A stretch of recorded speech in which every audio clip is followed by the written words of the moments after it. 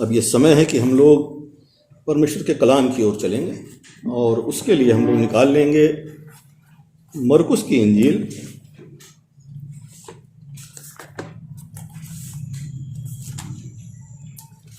और उसका पहला अध्याय 29 वर्ष से लेकर के 34 वर्ष तक पढ़ेंगे।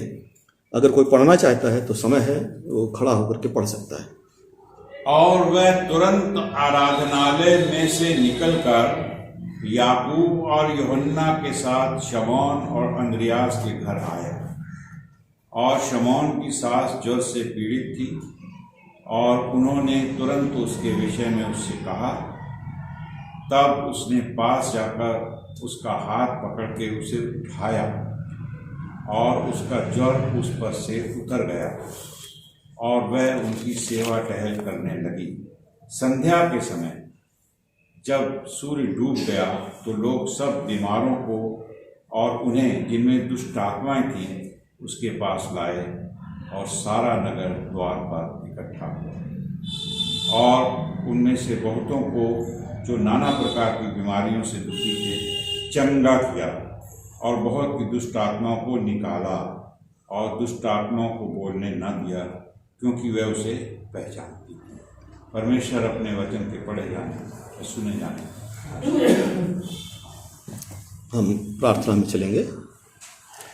प्यारे पिता परमेश्वर, बड़ी इज्जत बड़े सम्मान के साथ अपने सरों को आपकी इस हैकल में यहाँ झुकाए हुए हम सब मौजूद हैं। प्यारे पिता, हम सब के साथ हो प्यारे पिता परमेश्वर।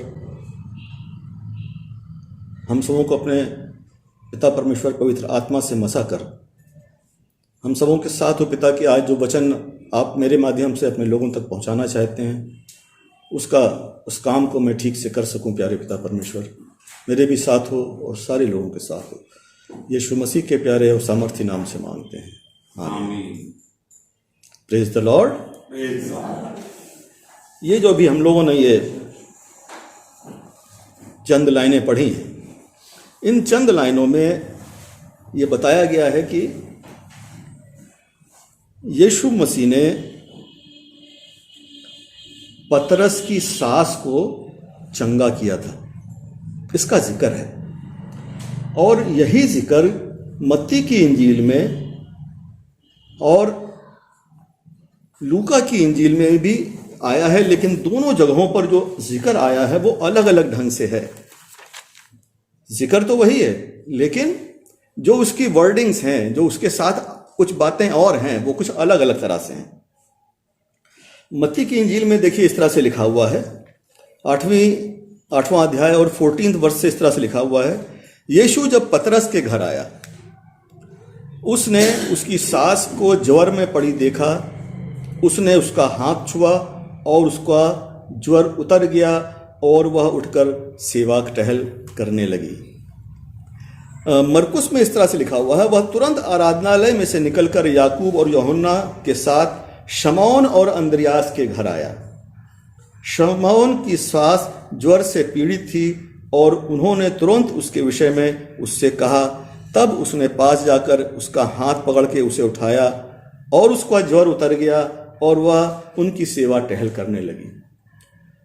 दोनों में अंतर यह है कि पहले मत्ती में जो लिखा हुआ है उसमें ऐसा कुछ नहीं लिखा हुआ है कि उसने उसका हाथ पकड़ के उठाया। वहां लिखा हुआ है कि उसने उसको छुआ। और देखिए लूका में क्या अंतर है। लूका की इंजील उसके 4वें अध्याय के 38 वर्ष से लिखा हुआ है, वह आराधनालय में से उठकर शमौन के घर में गया। शमौन की सास को ज्वर चढ़ा हुआ था, और उन्होंने उसके लिए उससे विनती की। उसने उसके निकट खड़े होकर के ज्वर को डांटा, और ज्वर उतर गया, और वह तुरंत उठकर उनकी सेवा टहल करने लगी। पहले जो मत्ती में हम लोगों ने पढ़ा उसमें ये बात सामने आती है कि उसने उसको छुआ, पतरस की सास को। और जो मरकुस में हम लोगों ने पढ़ा तो उसमें ये लिखा हुआ है कि उसने उसकी सास, पतरस की सास का हाथ पकड़ के उसे उठाया। और जो ये लूका की इंजील में लिखा हुआ है, ये सबसे अलग सी बात लिखी हुई है कि उसने ज्वर को डांटा। पतरस की सास बीमार थी और उसके घर के लोगों ने यीशु मसीह से कहा। कब कहा था?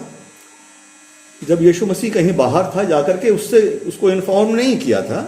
यीशु मसीह जब घर में आया था तब उससे कहा था, उससे विनती की थी कि ये महिला बीमार है और इसको आप चंगाई दें।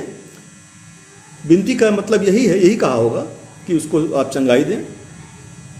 आज हम जरा सा अपने ऊपर थोड़ा सा विचार करें, अपने घरों के ऊपर विचार करें कि अगर अपने घर में, हमारे घर में कोई बीमार होता है या हम स्वयं बीमार होते हैं तो हम क्या करते हैं? हम भी प्रभु यीशु मसीह से विनती करते हैं कि हे प्रभु, इस व्यक्ति को इसकी बीमारी से चंगा कर दें। पवित्र आत्मा का आवाहन करते हैं, हे पवित्र आत्मा आप आइए और इसको चंगाई दीजिए और इसको इसकी बीमारी से छुटकारा दीजिए। इस तरह की बातें हम लोग करते हैं। लेकिन जब हम प्रार्थना करते हैं तो क्या होता है? क्या हमारी बीमारियां हम तुरंत दूर हो जाती हैं, या जो हम कह रहे हैं या जो हमारी इच्छा है वो तुरंत ठीक हो जाती है, तुरंत मान ली जाती है? बाइबल बताती है कि अगर तुम विश्वास के साथ कुछ मांगोगे तो तुम्हारे लिए हो जाएगा। और हम बड़े विश्वास के साथ प्रार्थना करते हैं। लेकिन बहुत बार ऐसा होता है कि हमारी प्रार्थना, ऐसा लगता है, नहीं सुनी जाती और चंगाई नहीं मिलती है। हम सब बहुत अरसे से, बहुत लंबे समय से मसीह कहलाते हैं। हम सब मसीह के चेले हैं। तो मसीह के चेले इसलिए कहलाते हैं क्योंकि हमारा प्रभु यीशु मसीह में भरोसा है, उसमें विश्वास है। और जब हम प्रभु यीशु मसीह पे भरोसा रखने के कारण मसीह कहलाते हैं, तो कौन सी ऐसी बात है जो कि हमको रोक लेती है, जो हमारी प्रार्थनाओं के उत्तर हमको नहीं मिल पाते हैं? क्या कारण है? क्योंकि हम सब मसीही हैं, इसलिए ये बात मैं मानता हूं कि हम सब का प्रभु यीशु मसीह के ऊपर पूरा विश्वास है। जैसा कि पतरस के घर में जब वो यीशु मसीह गया था तो उन सब का पूरा विश्वास था कि यीशु मसीह इस स्त्री को चंगा कर सकते हैं। उनको पूरा भरोसा था। हम भी जब आज प्रार्थना करते हैं अपने किसी बीमार के लिए, किसी मरीज के लिए, चाहे किसी भी प्रकार की बीमारी हो, चाहे किसी भी शारीरिक बीमारी हो, मानसिक बीमारी हो, कोई समस्या हो, हमारे घरों में कोई समस्या हो, कोई जिसे कहते हैं कि भावनात्मक कोई समस्या पैदा हो गई हो, आर्थिक समस्या आ गई हो, या संसार में किसी तरह की जॉब को लेकर समस्या हो, कोई भी समस्या हो, ये समस्याएं होती हैं और हम उनके लिए प्रार्थना करते हैं। और जब हम प्रार्थना करते हैं तो हम भी यीशु मसीह पे पूरा विश्वास करते हैं, लेकिन फिर भी हमारी प्रार्थनाएं नहीं सुनी जाती। इन लोगों ने यीशु मसीह पे विश्वास करके उससे प्रार्थना की और उनकी प्रार्थनाओं का तुरंत यीशु मसीह ने जवाब दिया। आज यीशु मसीह हमारे बीच में तो नहीं है, हम उनसे सिर्फ प्रार्थना के द्वारा, उस माध्यम से, प्रार्थना के माध्यम से जुड़े रहते हैं। दिक्कत कहां पे आती है? हम प्रभु यीशु मसीह के ऊपर तो पूरा विश्वास करते हैं, हमारा भरोसा है कि ये इसके अंदर इतनी क्षमता है कि ये हमारी प्रार्थनाओं को सुनकर इसके उत्तर दे सकता है और हमारी समस्या, परेशानी, बीमारी दूर हो सकती है। लेकिन क्या उस समय हम अपने ऊपर भी भरोसा कर पाते हैं? अपने ऊपर यहां पे भरोसा की बात कैसे आ जाती है, कहां से आ जाती है? हमारे अपने ऊपर जब भरोसा का मतलब यह है कि जब हम प्रभु से प्रार्थना करते हैं तो उस समय जो चीज अड़चन डालती है वो ये है कि हम अपने आप को जानते हैं कि हम प्रभु यीशु मसीह के बताए हुए मार्ग पर कितना चलते हैं। क्या हम इस लायक हैं कि हम प्रभु यीशु मसीह के सम्मुख अपनी बातों को कह सकें, वो हमारी प्रार्थनाओं को सुन सके? और उसी समय हमारे जहन में इस तरह की बातें आने लगती हैं कि हम सच में क्या प्रभु यीशु मसीह के लायक हैं? प्रभु यीशु मसीह पर तो भरोसा है, ये जानते हैं कि वो सामर्थी है, वो हमारी समस्या का निदान करेगा। लेकिन अपने ऊपर भरोसा नहीं है कि हम इस लायक हैं कि नहीं कि हम अपनी प्रार्थनाओं को उसके सम्मुख रख सकें, हमारी प्रार्थनाएं उस तक पहुंच सकें। क्योंकि हम जानते हैं कि हम हर दिन किसी न किसी प्रकार से परमेश्वर के विरोध में काम करते हैं, और हमारे विरोध में किए गए कामों का एक बहुत बड़ा भाग जो होता है वो हमारी मानसिक स्थिति होती है। हमारे मस्तिष्क में जो विचार चलते रहते हैं उनके नाते हम सबसे ज्यादा परमेश्वर के विरोध में काम करते हैं। और इस कारण से हम अपने आप को इस लायक नहीं पाते। और जब हम अपने आप को इस लायक नहीं पाते कि हम प्रभु यीशु मसीह के सम्मुख अपनी प्रार्थनाओं को रख सकें, जिद्दा तो रख लेते हैं, नहीं हम तो प्रार्थना कर रहे हैं, लेकिन उस प्रार्थना का क्या प्रभाव हो रहा है कभी हमने विचार किया है? प्रार्थनाओं का उत्तर हमको तभी मिलेगा जब हम अपने ऊपर यह विश्वास करेंगे कि हम प्रभु के बताए हुए रास्ते पे चलते हैं। लेकिन बाइबल यह बताती है कि इस संसार में सभी पापी हैं, कोई ऐसा नहीं जिसने पाप ना किया हो। तो जब हम सभी पापी हैं और हम भी पापी हैं, तो फिर यह बात कैसे आती है कि हम अपने ऊपर विश्वास करें और हमारी प्रार्थनाओं को सुना जाए? कैसे ऐसा हो सकता है? जब कभी हमारे मन में इस तरह की भावना होती है कि हम जो कुछ भी अपनी जीवनचर्या में कर रहे हैं, दिनचर्या में कर रहे हैं, जो भी अपने सोच में कर रहे हैं, इससे बेहतर हम और कर सकते हैं, हम इससे बेहतर और कर सकते हैं। मतलब मेरा कहने का यह है कि जब हम अपने पूरी सामर्थ्य के साथ, अपनी पूरी क्षमता के साथ दिल लगा करके परमेश्वर के बताए हुए रास्ते पे चलने का प्रयास करते हैं, पाप तो हमसे होगा ही, हम इस संसार में हैं, हमसे पाप तो होगा ही, परमेश्वर के विरोध में काम तो होंगे ही। लेकिन अगर हम पूरी क्षमता के साथ, जितनी हमारी क्षमता, सबकी अलग अलग कैपेसिटी है, सबकी अलग अलग क्षमता है, हर कोई अगर अपनी क्षमता के अनुसार, जितनी उसकी क्षमता, उस पूरी क्षमता के साथ प्रभु के बताए हुए मार्ग पर चलने की कोशिश करता है। प्रभु का बताया हुआ मार्ग क्या है? अपने पड़ोसी से अपने समान प्रेम करो। अगर हम अपने पड़ोसी से अपने समान प्रेम रखते हैं पूरी क्षमता के साथ,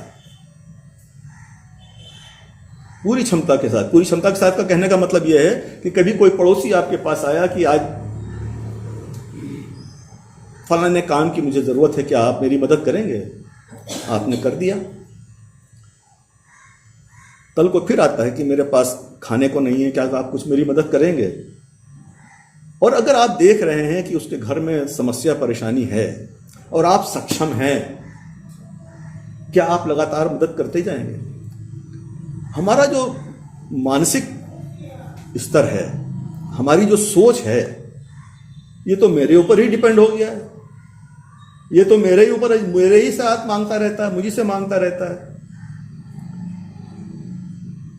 जब ये विचार हमारे मनों में आने लगते हैं तब हम गलत काम करने लगते हैं। हम सक्षम हैं लेकिन हम नहीं कर रहे हैं। और इस तरह की जो हमारी सोच है, उस सोच के कारण ही हमारी प्रार्थनाएं प्रभु यीशु मसीह के सम्मुख नहीं पहुंच पाती हैं। प्रभु यीशु मसीह पे भरोसा करते हैं कि यह कर सकता है और वो कर भी देता है, लेकिन अपने ऊपर नहीं भरोसा है कि हम उसकी बताए हुए रास्ते पे पूरी तरह से चल रहे हैं। और यही वो वजह है कि जिसकी वजह से हमारी प्रार्थनाओं में रुकावट आ जाती है, वो वहां तक नहीं पहुंच पाती। अगर हमारे कॉन्शियस क्लियर हैं, अगर हमारा विवेक बिल्कुल क्लियर है कि हम बिल्कुल यीशु मसीह के बताए हुए रास्ते पे चल रहे हैं, जो कुछ हमसे हो सकता है। मान लीजिए हमारे ही घर में परेशानी आ गई, हमारे ही पास खाने को नहीं है, तो हम अपने पड़ोसी को कैसे दे पाएंगे? नहीं दे पाएंगे ना उस समय तो। लेकिन अगर हम सक्षम हैं और हम कर सकते हैं और नहीं कर रहे हैं, इस बात को हम जानते हैं, सबसे बेहतर हम ही जानते हैं कि हम इस लायक हैं कि नहीं, कि हम कर सकते हैं कि नहीं कर सकते हैं। और जब हमारा विवेक, हमारी अंतरात्मा हमें को दोषी ठहराती है कि तुम कर सकते थे, तुमने नहीं किया, तुम कर सकते थे, तुमने नहीं किया, बस यही गड़बड़ हो जाती है। यीशु मसीह पे पूरा विश्वास रखते हुए भी, उसके अंदर क्षमता को हम जानते हुए भी, प्रार्थना में उत्तर नहीं पा पाते, क्योंकि हमारे अंतरात्मा जानती है कि हम कितना यीशु मसीह के ऊपर चल रहे हैं, उसके बताए हुए रास्ते पे चल रहे हैं। दिक्कत हो जाती है ना। कभी विचार करें, सोचें इसके ऊपर, क्या हम ऐसा इस तरह का, ये तो एक उदाहरण है, अपने अपने जीवनों में हम इस तरह की बहुत सी घटनाओं को देखते हैं। सोचेंगे तो बहुत सारी चीजें मिलेंगी। हम इस संसार में तमाम तरह की समस्याओं से, परेशानियों से गुजरते रहते हैं, और उन समस्याओं परेशानियों से गुजरते हुए हमें प्रभु यीशु मसीह के बताए हुए रास्ते पे चलना है। एक बात और मैं आपके सामने रखना चाहता हूं कि हम, ये जो पतरस के घर के लोग थे, उन्होंने यीशु मसीह से प्रार्थना की, और उनकी प्रार्थना में वो भरोसा करते थे कि यीशु मसीह इस काम को कर सकता है। कभी कभी ऐसा भी होता है कि हम अपने ऊपर भरोसा नहीं रख पाते, प्रभु यीशु मसीह के ऊपर भरोसा नहीं रख पाते। पता नहीं ये सब बातें हैं, कथा कहानियां हैं, बाइबल है, पता नहीं ये सब क्या है, कितना भरोसा रखते हैं, कितना भरोसा रखते हैं। इस भरोसे के बारे में लेकर के मैं आपके सामने एक घटना का रखना चाहता हूं। मत्ती की इंजील और उसकी 15वां अध्याय में एक घटना लिखी हुई है कि यीशु मसीह जा रहे थे, कहीं पे थे, तो उनके पास एक गैर जाति की महिला आती है और उससे कहती है, हे, ये 21वीं आयत में लिखा हुआ, मत्ती 15 की 21वीं आयत में, 22वीं आयत में, उस प्रदेश से एक कनानी स्त्री निकली और चिल्लाकर कहने लगी, हे प्रभु, दाऊद की संतान, मुझ पर दया कर, मेरी बेटी को दुष्टात्मा बहुत सता रहा है। पर उसने उसे कुछ उत्तर न दिया। तब उसके चेलों ने आकर उससे विनती की, इसे विदा कर, क्योंकि हमारे पीछे चिल्लाती हुई आ रही है। उसने उत्तर दिया, इस्राएल के घराने की खोई हुई भेड़ों को छोड़कर मैं किसी के पास नहीं भेजा गया। पर वह आई और यीशु को प्रणाम करके कहने लगी, हे प्रभु, मेरी सहायता कर। उसने उत्तर दिया, बड़ा कठोर उत्तर यीशु मसीह ने दिया, इसके अलावा कहीं हम और इस तरह का वर्णन नहीं पाते हैं। उस स्त्री से क्या उत्तर दिया, लड़कों को रोटी लेकर कुत्तों के आगे डालना अच्छा नहीं। लड़कों की रोटी लेकर कुत्तों के आगे डालना अच्छा नहीं। उसने कहा, सत्य है।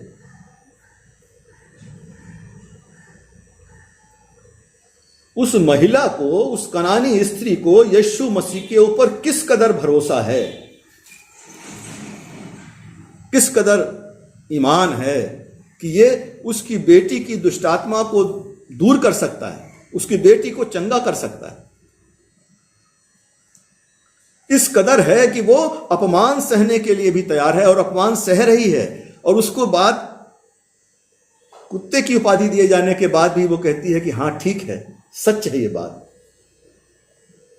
और आगे क्या होता है, प्रभु, पर कुत्ते भी वो चूर चार खाते हैं जो उनके स्वामियों की मेज पर से गिरते हैं। आज हमें अपने विश्वास को टटोलने और जांचने की जरूरत है। हमारा विश्वास कितना मजबूत है। कहीं किसी के कुछ चंद शब्द, कड़वे शब्द कह दिए जाने के कारण कहीं हमारा विश्वास ऐसा तो नहीं है कि वो टूट जाता है, हम बिखर जाते हैं। यीशु मसीह पर से, परमेश्वर पर से हमारा भरोसा हट जाता है, हम कहीं और चले जाते हैं, हम कुछ और विचार करने लगते हैं। इस पर यीशु ने उसको उत्तर दिया, हे स्त्री, तेरा विश्वास बड़ा है। आज हमारा विश्वास कितना बड़ा है। एक और जगह से मैं आपके सामने रखना चाहता हूं, वो है मत्ती की ही इंजील, उसके 17वां अध्याय और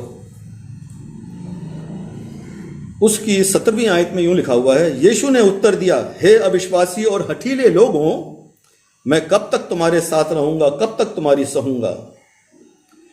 ये उस घटना के बारे में है कि यीशु मसीह के चेले एक दुष्ट आत्मा को नहीं निकाल पाए थे, और वो लोग यीशु मसीह के पास आते हैं और कहते हैं, क्या कहते हैं उससे, कि यीशु, हे प्रभु, तेरे चेले इन दुष्ट आत्माओं को इसके में से नहीं निकाल पाए। फिर यीशु मसीह उस दुष्ट आत्मा को निकालता है। लेकिन यहां पे एक बात ध्यान देने की है, वो ध्यान देने की बात यह है कि मत्ती की इंजील उसका 10वां अध्याय और उसकी पहली आयत, ये इसके पहले की घटना है।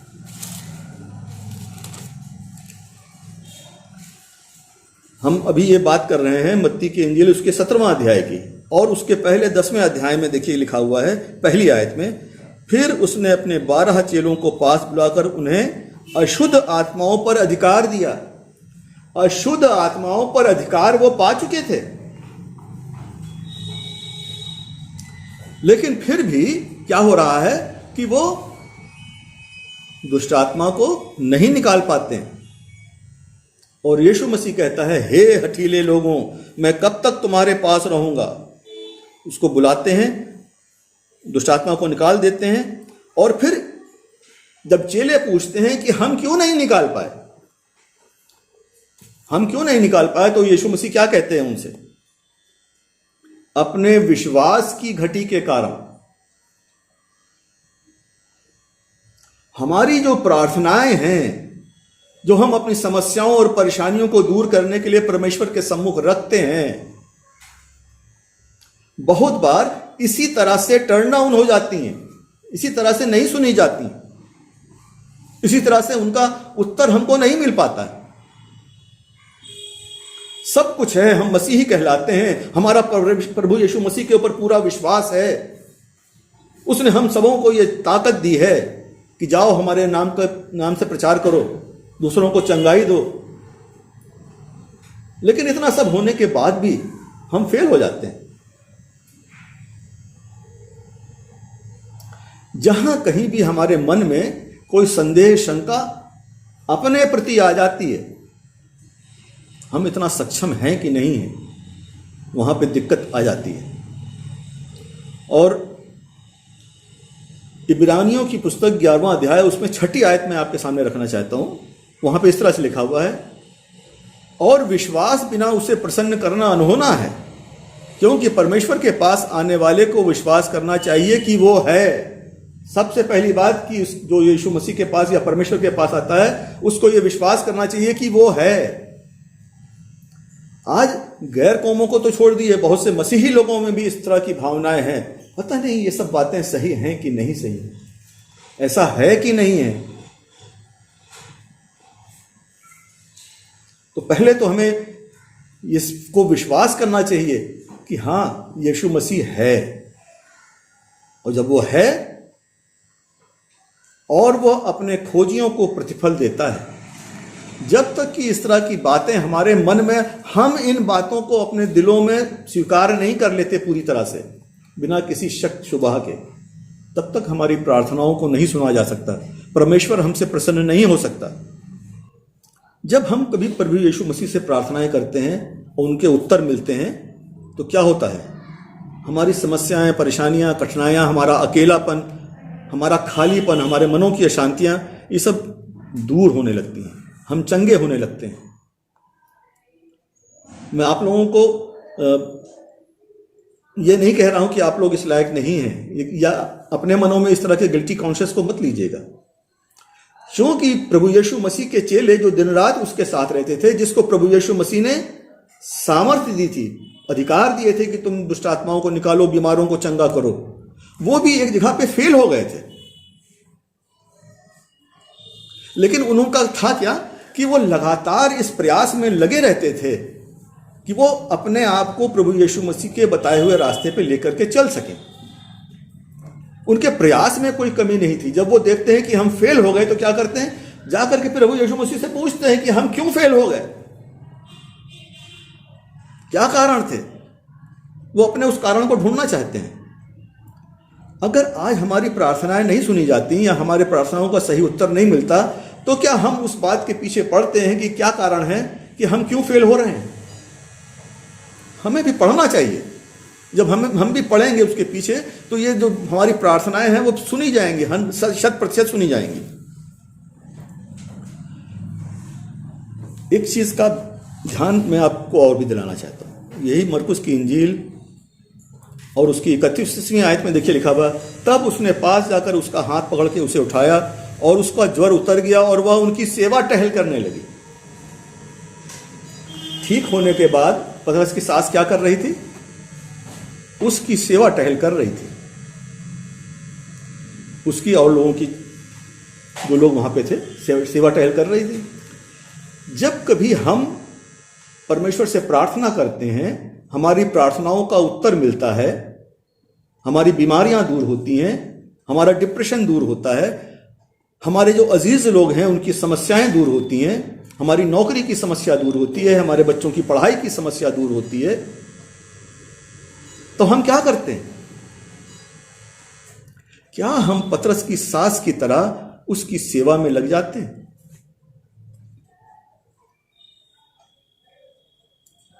एक बार हमारी प्रार्थना सुन ली है प्रभु यीशु मसीह ने, हमारी प्रार्थनाओं का उत्तर दे दिया, क्या हम पतरस की सास की तरह उसकी सेवा में लग जाते हैं? अगर नहीं लगते या लगते, ये तो हम खुद ही जानते हैं इसको भली तरीके से, या परमेश्वर जानता है। अगर हम जानते हैं तो बस यहीं से बात है। दोबारा फिर अगर हमारे ऊपर कोई परेशानियां, समस्याएं आती हैं, तो चूंकि हमने पतरस की सास की तरह चंगाई पा करके, अपनी समस्याओं का हल पा करके प्रभु यीशु मसीह की सेवा को करना नहीं शुरू किया, तो इसलिए अगली बार जब हम प्रार्थना कर रहे होते हैं तो हमारे मनों में यह बात होती है कि हम तो प्रभु यीशु मसीह के योग्य नहीं ठहरे थे। दिमाग में तो बात रहेगी ना, पता रहेगा ना, अपने आप को हम खुद बेहतर जानते हैं। तो हमें लगातार इस बात की कोशिश में लगे रहना चाहिए कि हम कैसे प्रभु यीशु मसीह के योग्य बने रहें, लगातार बने रहें। और इसके लिए करना क्या है? प्रभु पे तो भरोसा करते ही हैं, इसमें कोई दो राय नहीं है, लेकिन क्या हम अपने ऊपर भरोसा कर पा रहे हैं कि हम इस योग्य हैं कि जब उसकी आशीषें मिलती हैं तो हम उसकी सेवा में लगाते हैं? बहुत बार ऐसा होता है कि हम नहीं लगा लेते, आशीषें ले लेते हैं, आशीषें हम पा लेते हैं, लेकिन प्रभु की सेवा में उस काम को नहीं लगाते।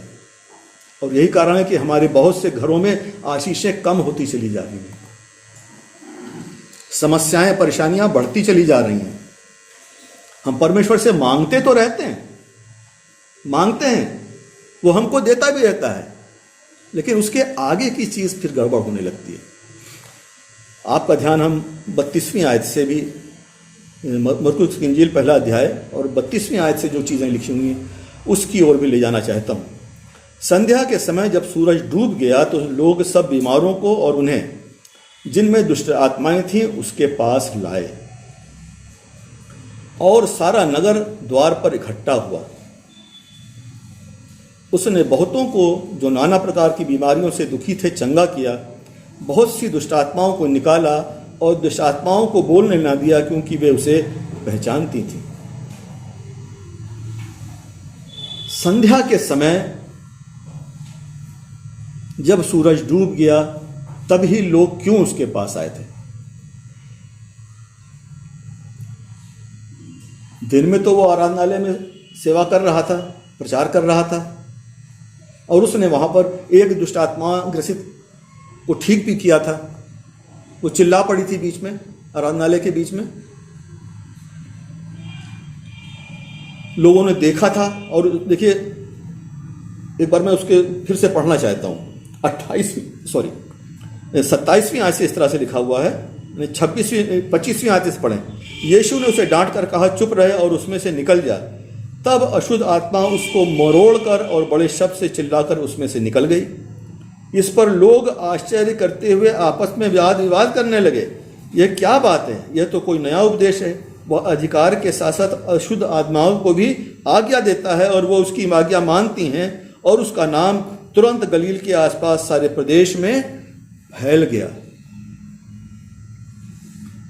नाम तो उसका तेजी से फैल रहा है, जो लोग वहां देख रहे हैं वो आपस में बातचीत कर रहे हैं।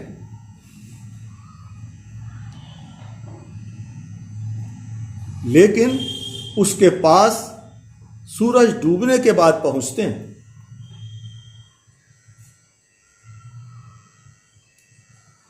ये सब यहूदी हैं जिनके बीच ये सब घटना हो रही है। और यहूदी सबत के दिन काम नहीं करते, सबत के दिन काम नहीं करते।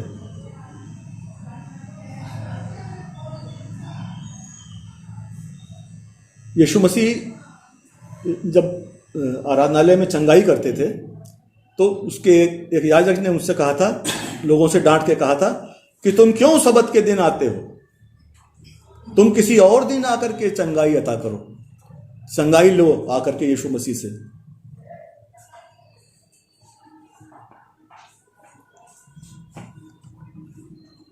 ये सब ट्रेडिशन को मानने वाले लोग हैं, परंपरा को मानने वाले लोग हैं। चाहे कितना भी नुकसान हो जाए अपनी परंपरा को नहीं छोड़ना चाहते। धर्म से बढ़ करके वो परंपराओं को मानते थे।